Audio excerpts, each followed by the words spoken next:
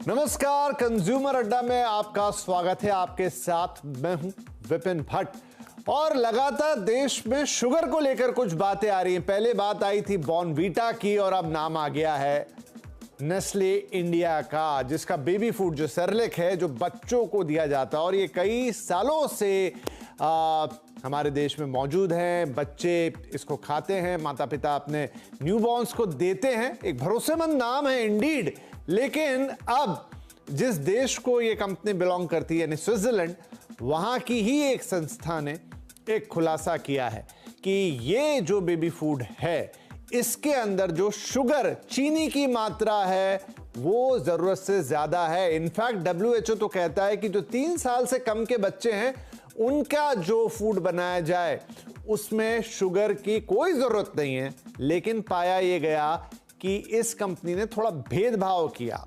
भारत में शुगर की एक ठीक ठाक मात्रा मौजूद है, कुछ देशों में उससे भी ज्यादा है, लेकिन जहां से कंपनी आती है स्विट्जरलैंड, यूके, फ्रांस यानी बहुत सारे यूरोपियन कंट्रीज में वो मात्रा 0 है, लेकिन बाकी कंट्रीज में शुगर को रखा गया। हम सब जानते हैं कि शुगर एक एडिक्टिव चीज है, स्वास्थ्य को जो खराब करती है वो तो अलग बात है, लेकिन ये एक एडिक्शन भी डालती है। तो क्या ये कंपनी के डबल स्टैंडर्ड हैं या फिर उनका अपना कोई इसके पीछे लालच है? हालांकि कंपनी ने भी इसमें अपना जवाब दिया है, वो भी हम आपको बताएंगे बाकायदा। भारत में अब इसकी जांच की बात भी सामने आ रही है, लेकिन ये कितना सही है, क्यों ये सब चीजें हैं और क्या इस तरह के बेबी फूड जरूरी हैं? तो आपको उसमें क्या देखना चाहिए? लेबलिंग होती है, क्या हम कभी उसको पढ़ते हैं क्या है, और पढ़ भी लेते हैं तो क्या जानते हैं, समझते हैं? आज कोशिश होगी कि सब जाने समझें, उस लेबलिंग का महत्व भी जाने। सबसे पहले आपको थोड़ा और डिटेल में बताते हैं कि हुआ क्या है। राइट, तो देखिए, सेरेलैक व्हीट ये प्रोडक्ट है। शुगर प्रति खुराक मतलब जो भी उसमें बोला है कि 1 चम्मच डालना है, 2 चम्मच डालना है बच्चे को देने के लिए। अच्छा, स्रोत में आपको बता दूं, पब्लिक आई जो कि स्विट्जरलैंड की ही एक संस्था है, उसी ने ये खुलासे किए हैं। थाईलैंड में पर सर्व 6 ग्राम शुगर कंटेंट निकला है, इथोपिया में 5.2 ग्राम्स, दक्षिण अफ्रीका में 4 ग्राम, पाकिस्तान जैसे देश में 2.7 ग्राम्स, इंडिया में अराउंड 2.2 ग्राम या 3 ग्राम तक मान, लेकिन to be precise 2.2 gram.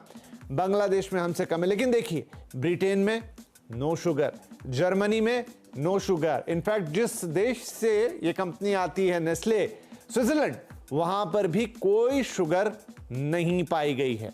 Switzerland की संस्था ने, जैसा मैंने आपको बताया, खुलासा किया है और डबल स्टैंडर्ड की बात कही है। बेबी फूड में नेस्ले का डबल स्टैंडर्ड उन्होंने बोला है। कुछ देशों में तो नो शुगर, लेकिन बाकी कई देशों में शुगर कंटेंट है। हमारे देश में 2.2 ग्राम पर सर्व, लेकिन दूसरे देशों में दूसरे देशों में तो बहुत ज्यादा है। गरीब देशों में चीनी मिलाई जाती है, यह भी इस संस्था ने आरोप लगाया है कि जो थर्ड वर्ल्ड कंट्रीज है या डेवलपिंग नेशंस है वहां पर ये चीनी को यूज कर रहे हैं। जर्मनी, फ्रांस, यूके जैसे देशों में कोई शुगर नहीं डाला, यानी WHO के जो मानक है उनको फॉलो किया है।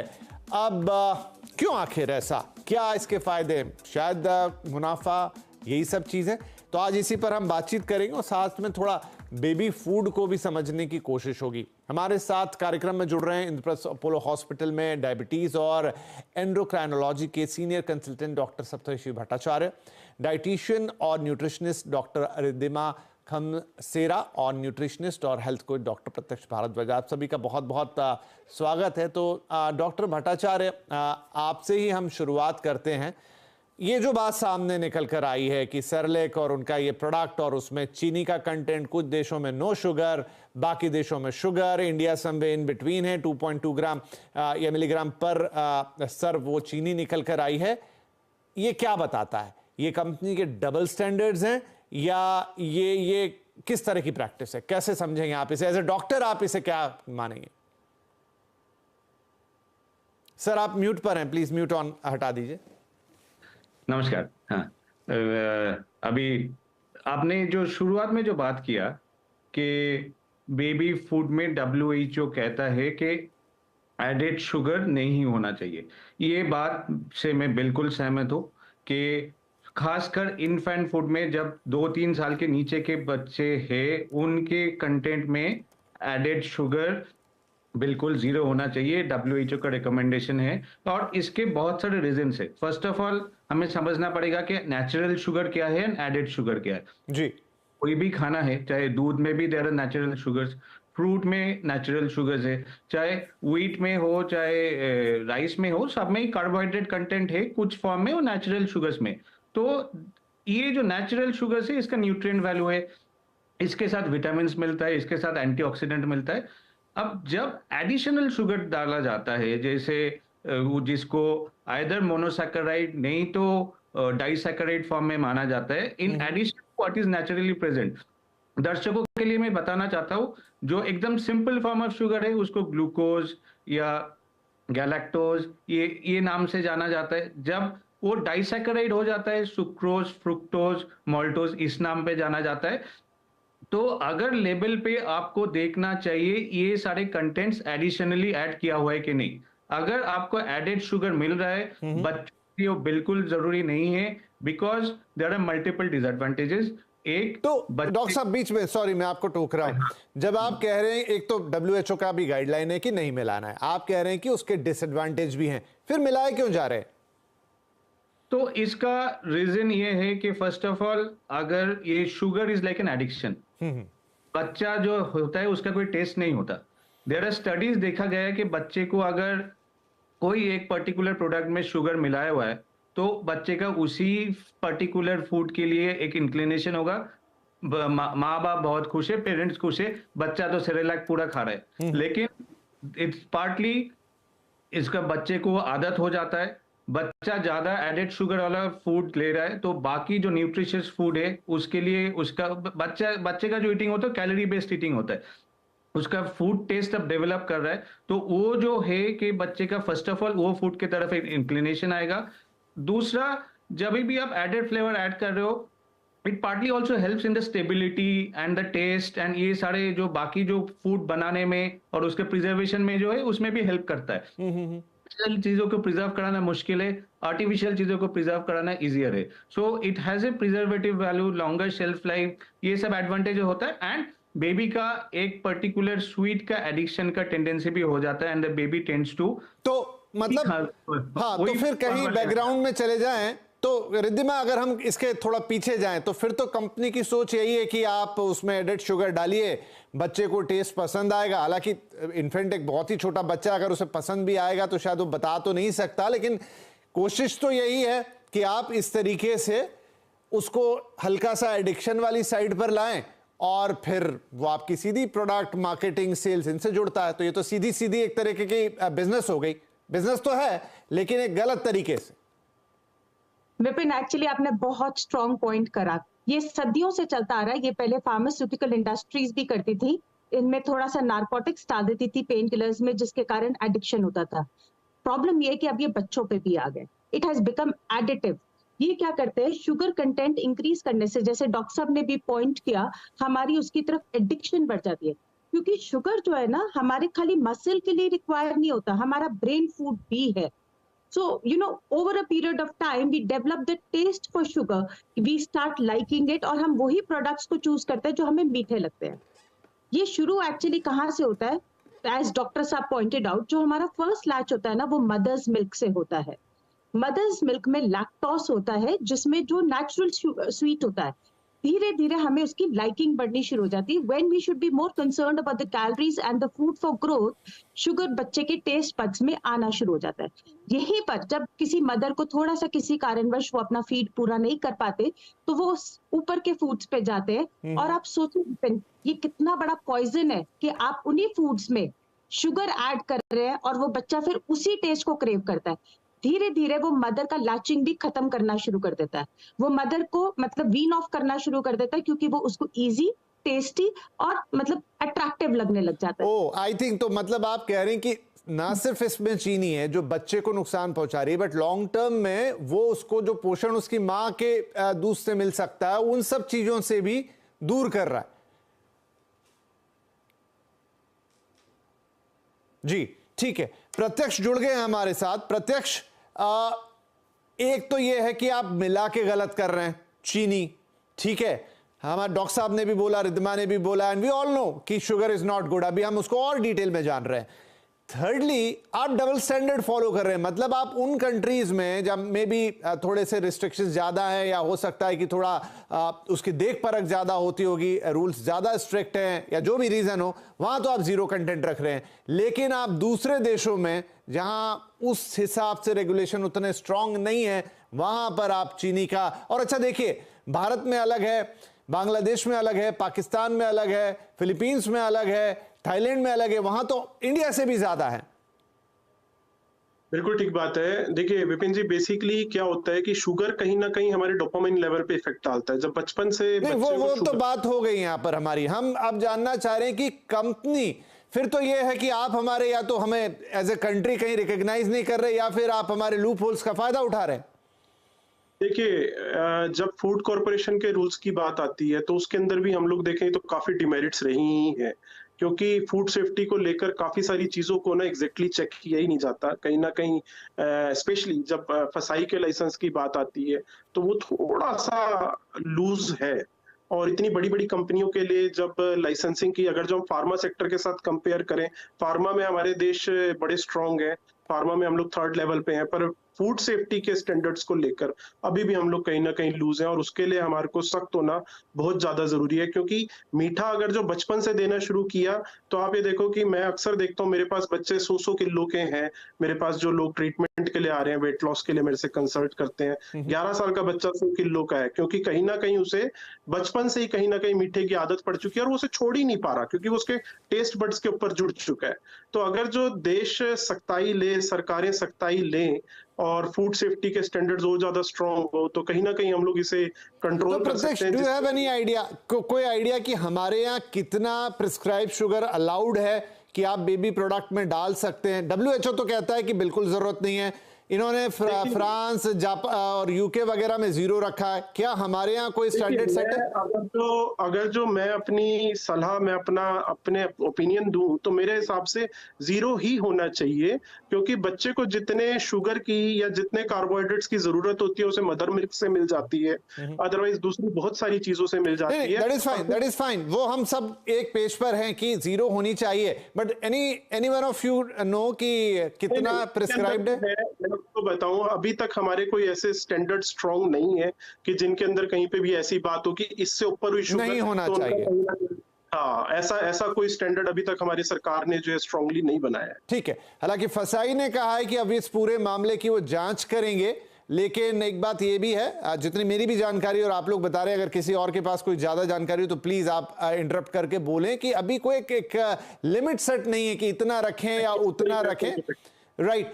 डॉक्टर साहब, भट्टाचार्य साहब, ये बताएं कि अब ये जो आप समझा रहे थे उस बात को हम आगे लेकर जाते हैं कि जब बच्चे में ये सब वो कंज्यूम करता है और सिंस चाइल्डहुड, क्योंकि ये तो इन्फेंट फूड है, तो क्या फर्क पड़ता है उसकी हेल्थ पे इन लॉन्ग टर्म? विपिन जी, बहुत ही इंपॉर्टेंट क्वेश्चन है। सो अगेन, आप जो बात कह रहे थे, इन्फेंट फूड में specifically it should be zero, even though we don't have recommendation. आपने जो कहा, डब्ल्यूएचओ कहता है जीरो है। कुछ कंट्रीज में, डेवलप्ड कंट्रीज में 5 ग्राम टाइप या 3 ग्राम या 2 ग्राम दिया हुआ है, but is from country to country. I think in India we need to sit down and have a strict formulation that it should be zero. There is no doubt. इसका multiple reasons है।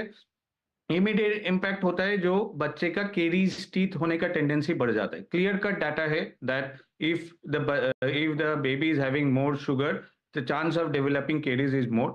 And इसका long term implication है। Long term implication क्या होता है? बच्चे का childhood obesity होता है। अभी डॉक्टर साहब कह रहे थे कि वेट बच्चों में बहुत ज्यादा बढ़ रहा है।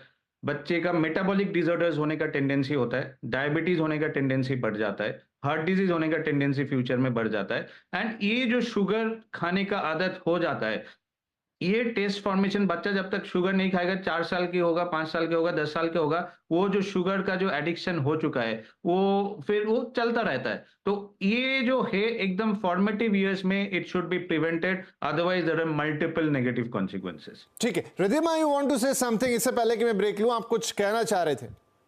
No, I was saying problem is not this, हमारा रेगुलेटरी नॉर्म्स की प्रॉब्लम है। हमारे कोई बेंचमार्क्स नहीं है, कोई ये डिफाइंड नहीं है कि कितना ऊपर का लिमिट होना चाहिए, बस हेल्दी होना चाहिए। अब हेल्दी की डेफिनेशन क्या है?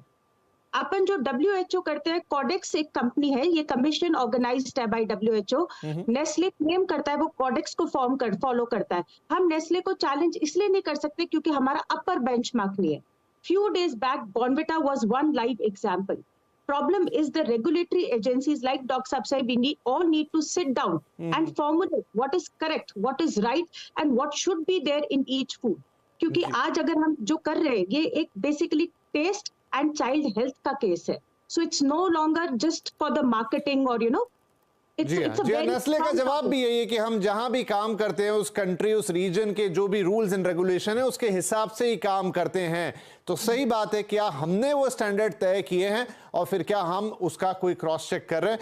चलिए एक छोटा ब्रेक यहां पर लेते हैं, लेकिन ब्रेक के बाद अब आप क्या कर सकते हैं, जो लोग भी इसका इस्तेमाल कर रहे हैं, क्योंकि भाई आपके बच्चे का सवाल है, आपको किन चीजों का ध्यान, सबसे बड़ा सवाल तो है कि क्या इस तरह के बेबी फूड जरूरी हैं फर्स्ट ऑफ ऑल, और अगर हैं भी तो फिर आपको क्या देखना है, लेबल कैसे पढ़ना है, किन चीजों का ध्यान रखना है, ये दो बड़े सवाल इस छोटे से ब्रेक के बाद।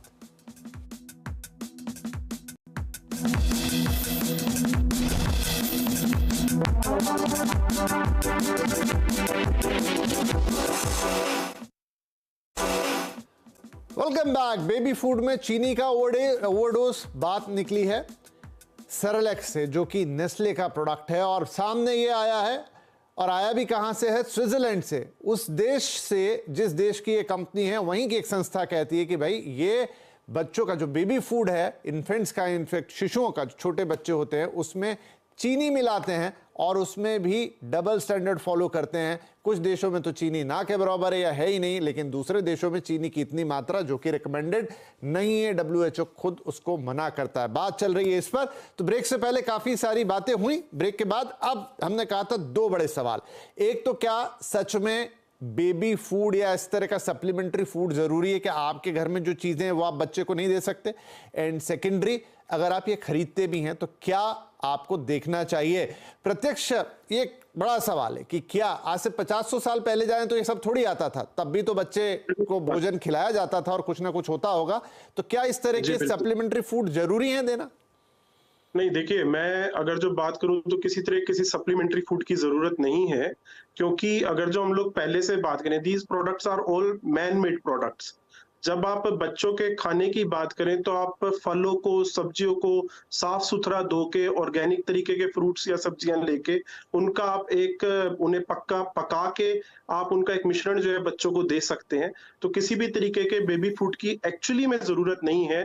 पर होता क्या है कि हम लोग ना बहुत ज्यादा मॉडर्नाइज्ड होते जा रहे हैं।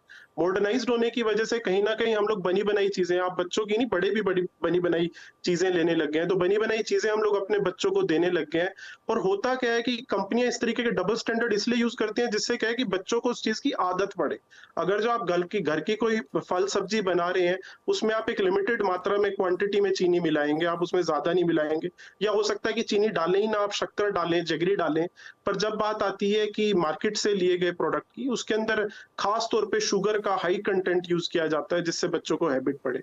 तो आप अगर जो बात करें हम लोग बच्चों को, इन्फेंट चाइल्ड्स को बेबी फूड देने की, तो फलों को साफ सुथरा धो के, पका के, उनको आप छोटे छोटे पोर्शंस में बना के, जिससे उन्हें रखना ना पड़े, स्टोर ना करना पड़े, और ऐसा ना हो स्टोर करने की वजह से वो खराब हो जाए, तो उन्हें फ्रेश करके ताजा आप उन्हें देने की शुरुआत करो।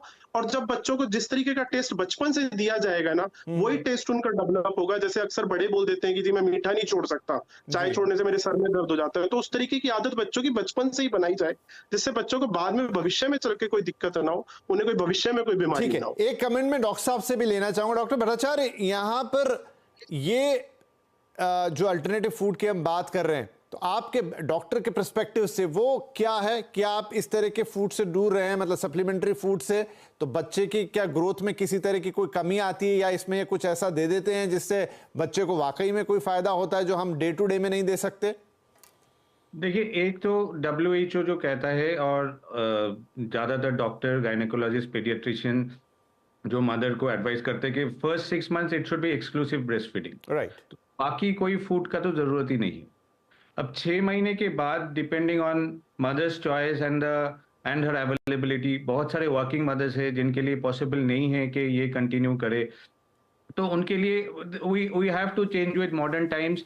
Sometimes I agree that there is actually no need for artificial food और आर्टिफिशियल जो अभी इतने सारे मार्केट में अवेलेबल है उसका जरूरत है नहीं, बट अगेन उसका हाइजीन मेंटेन करना, boiling, so these are real challenges जिसके लिए आज के वर्किंग पेरेंट्स के लिए कभी कभी ये मुश्किल हो जाता है कि you actually need to be very very careful while preparing a baby food. So we have to go for such alternatives, but again if possible, if अगर possible है, अगर natural food से ही proper nutritional balance maintain किया जाए, and baby food का जरूरत तभी होगा after 6 months. Before 6 months it should be, and very strictly it should be exclusive breastfeeding only माँ का दूध ही बच्चे को मिलना चाहिए. बिल्कुल, तो ये बात तो बहुत ज्यादा जोर देके कही भी जाती है कि शुरुआत के 6 महीने में इट्स ओनली मदर्स मिल्क, माँ का दूध जो है वही दीजिए. सरकार भी इसका लिए काफी प्रचार करती है ना. रिद्धिमा, अगर मान लीजिए कि जैसे डॉक्टर साहब ने कहा कुछ प्रैक्टिकल एस्पेक्ट्स हैं कि भाई दोनों वर्किंग हैं, नहीं है उतना टाइम, सिंगल फैमिली है, तमाम चीजें हैं, और आप ये फूड ले भी रहे हो इस तरह का बेबी फूड, अब देखना क्या है, क्या आप देख सकते हैं? क्योंकि मुझे नहीं लगता हमारे यहाँ कोई भी लेबल्स को पढ़ता है. अच्छा, लेबल्स बनते भी ऐसे हैं कि आप उन्हें पढ़ नहीं सकते. दिक्कत तो ये है, कोई पढ़ना भी चाहे तो वो लेबल्स को रीड नहीं कर सकता, ना समझ सकता है. तो क्या देखना चाहिए, या क्या इजी टर्मिनोलॉजी होगी जो एटलीस्ट ये 2-4 चेक आप जरूर करें कि भाई लेबल पे है क्या? पीछे ना न्यूट्रिशन फैक्ट्स में ना शुगर लिखा होता है, जैसे लिखा होता है कैलोरीज पर पोर्शन कितना है, प्रोटीन कितना है, शुगर कितना है. शुगर के बाद आता है कि ग्राम्स कितना है उसका फैट, कार्बोहाइड्रेट ग्राम कितना है, फैट कितना है. तो आपको शुगर चेक करना चाहिए. बच्चों के केस में वो 0 होना चाहिए. पोस्ट 2 इयर्स आप उसको 2 ग्राम्स तक चल सकते हो, 2 to 5 ग्राम्स तक वो जा सकता है. बट बिफोर 2 इयर्स और खास करके इन्फेंट्स में वो वैल्यू 0 होनी चाहिए. तो अगर वो 0 का 1 भी है तो उसको आप अवॉइड कर दीजिए, लेना ही नहीं है किसी भी कीमत पे. अगर थोड़ा सा इंग्रेडिएंट्स की पढ़ने के आप थोड़ा रख सकते हैं तो उसमें आप चेक करिए कि उसमें लिखा होगा syrups, jaggeries, no extra added sugar. ये सब शुगर की फॉर्म्स ही है. अपने को ये भी अवॉइड करना है. For infants jaggery is also not allowed. आपको जैगरी नहीं देते हैं. इनफैक्ट जैगरी मतलब हनी, जैगरी ये 12 महीने तक टच ही नहीं करानी है. जैसे कितना भी कुछ भी कारण हो जाए तो आपको देखना है पीछे में शुगर वाला जो होता है वो 0 होना चाहिए. कार्बोहाइड्रेट कुछ भी हो सकता है पर शुगर 0 होना चाहिए. तो ऐसे प्रोडक्ट अवेलेबल हैं रिद्धिमा मार्केट में जहां पर ये क्वांटिटी 0 हो? नहीं है, सैड नहीं है. हमें घर, इसीलिए जैसे डॉक्टर साहब ने बोला कि हमें घर का खाना रिकमेंड करना चाहिए. मैं समझ सकती हूँ कि we are modern mothers, I am also working modern mother, but trust me 10 minutes of your time in the kitchen can go a long way. बहुत सिंपल प्यूरीज हैं, आप चाहो तो थोड़ा सा प्री प्रिपेयर करके उसको कर सकते हो, पूरे दिन का न्यूट्रिशन सॉर्ट कर सकते हो. क्योंकि बच्चा जो क्वांटिटी लेता है वो 4 से 5 आउंस एट अ टाइम लेता है, इससे ज्यादा लेता ही नहीं. एक दो उदाहरण बता दीजिए. आप अगर सिंपल प्यूरी, जैसे हम लोग शुरू करते हैं दाल का पानी विदाउट एडेड सॉल्ट अपन शुरू कर सकते हैं. इससे उसकी पचान शक्ति थोड़ी रहती है और बेसिक प्रोटीन मिलता है. इनफैक्ट आप गाय का दूध भी नहीं चालू करना चाहिए 1 साल से नीचे तक में, क्योंकि उसमें इतने प्रोटीन्स होते हैं कि बच्चे का किडनी उसको हैंडल ही नहीं कर सकता और कई बार इंटेस्टाइनल ब्लीडिंग के केसेस आते हैं. सो आप सिंपल दाल का पानी शुरू कर सकते हैं. फिर जो आपके फ्रूट्स होते हैं, फ्रूट में भी एप्पल, सबसे पहले एप्पल को मैश करके उसको या फिर बॉईल करके उसको प्यूरी कर लीजिए, मतलब मिक्सी में चर्न करके उसको थोड़ा थोड़ा खिलाइए. No added sugar, no jaggery, no honey, nothing. Simple उसको खिलाइए. एक हमारी डाइटिशियन फ्रेटर्निटी में सर एक रूल है which is called 12 bite rule, मैं बताना चाहती हूँ. हाँ जी प्लीज. कोई चीज आप 12 बार चखेंगे, 13वीं बार उसका टेस्ट आपको डेवलप हो जाएगा. तो हो सकता है जब आप पहली बार बच्चे के मुंह में डालें वो थूक दे, उसको नहीं पसंद आए, पर हारिएगा मत, थोड़ा थोड़ा उसको करिए, धीरे धीरे उसको वो टेस्ट ही डेवलप हो जाएगा. जैसे डॉक्टर साहब ने बोला, जो हम बचपन में, जो इन्फेंसी में हम जो चीज डेवलप कर रहे हैं, it will go a long way. And child nutrition आगे एडल्ट में हमें बहुत सारी प्रॉब्लम से बचा सकता है. नहीं, और ये बहुत इंपॉर्टेंट इसलिए है टू ऑल माय गेस्ट, क्योंकि हम अब जिस जगह पर, जिस कगार पर आके खड़े हो गए हैं, हम वर्ल्ड की diabetic capital, BP capital, at latest cancer capital सब बनते जा रहे हैं, तो उसमें फूड सबसे बड़ा रोल प्ले कर रहा है. और अगर कोई ऐसी चीज जो बिल्कुल जस्ट आप इस दुनिया में आने के बाद से ही कंज्यूम कर रहे हैं और उसमें ही ये सारे खतरे हों, तो फिर तो थोड़ा जागरूक होना या थोड़ा सा यहाँ पर आपकी समझ इस मामले में डेवलप होना जरूरी है. नहीं तो फिर आगे हमारी जनरेशन्स के साथ बड़ी दिक्कत होगी। तो thank you very much all of you, क्योंकि ये बात करना बेहद ज़रूरी थी, इसको समझना बेहद ज़रूरी था, और क्या चीज़ें आपको पता होनी चाहिए। कंपनियां जो करना है वो अपना काम कर रही हैं, रेगुलेशंस हैं और भी संस्थाएं हैं, लेकिन आपको ये नॉलेज होनी चाहिए कि इन सब के पीछे क्या है। तीनों ही मेहमानों का बहुत शुक्रिया। आई होप कि ये हमारे दर्शकों के लिए भी काफ़ी उपयोगी जानकारी होगी। नमस्कार।